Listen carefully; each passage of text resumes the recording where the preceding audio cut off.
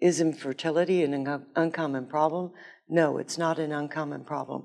Roughly a quarter of the population, 25%, has infertility problems. It may be male, it may be female, or it may be a combination of the two, male and female. The options available to couples wishing to conceive are ART, or assisted reproductive technologies, which include IVF, conventional IVF, in vitro fertilization, or ICSI, intracytoplasmic sperm injection. Other options would be the use of donor sperm or eggs, adoption or surrogacy. ART, or assisted reproductive technologies, works, for instance, with IVF. The woman would undergo ovulation induction, receiving medications, undergoing ultrasounds and blood tests in order to assess her response. When she has enough follicles, which contain the eggs, we would schedule a ovum pickup where we would aspirate the eggs or oocytes from her ovary. They're transferred to the lab, at which point we decide what to do with the eggs.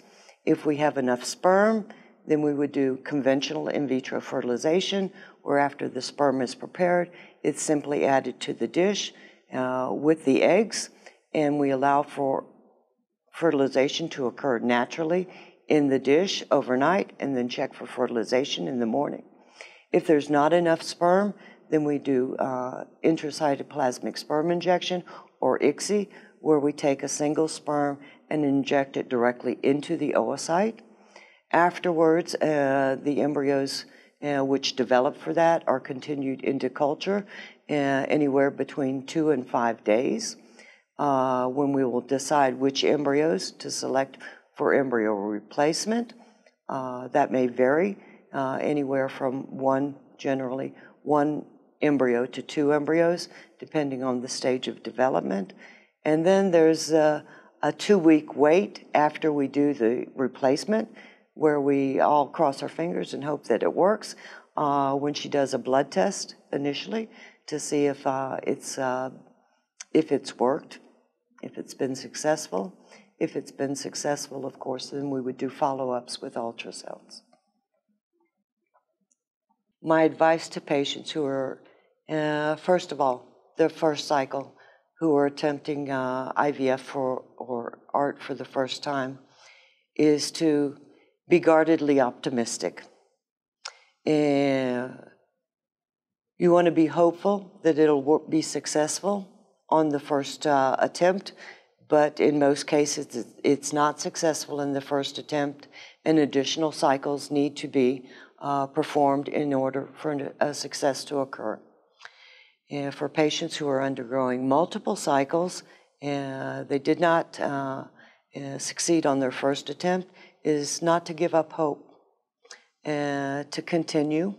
I know it's a hard process because I've sat in that same chair, and I also have children conceived by IVF, and not to give up hope, that there is a rainbow at the end of the line.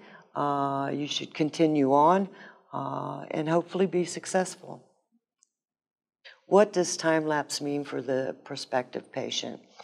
From the side of an embryologist, it gives us so much more information regarding the development of the embryo. It's in my opinion, a very organic approach to being able to select the best embryo for replacement or for freezing. It's non-invasive. And so we have 24/7 information regarding the development of the embryo, and we're able to select the best embryo, which will give the best chance for success.